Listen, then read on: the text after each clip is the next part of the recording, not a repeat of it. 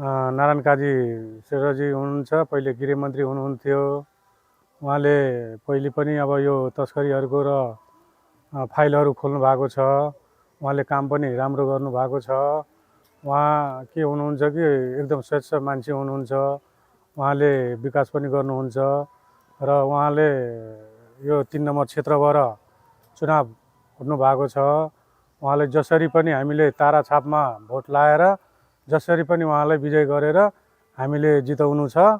उहाँ राम्रो मान्छे हुनुहुन्छ। उहाँलाई हामीले जनताले चाहिरहेको छ, राम्रो गर्छ। त्यही भएर हामीले उहाँलाई जसरी पनि 3 नम्बर क्षेत्रबाट विजय गरेर हामीले जिताउनु हुन्छ।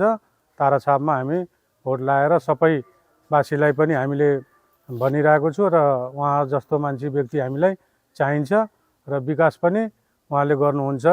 त्यो कारणले हामीले उहाँलाई जसरी पनि विजय गरेर हामीले जिताउनुपर्छ नारायण काजी श्रेष्ठजीलाई।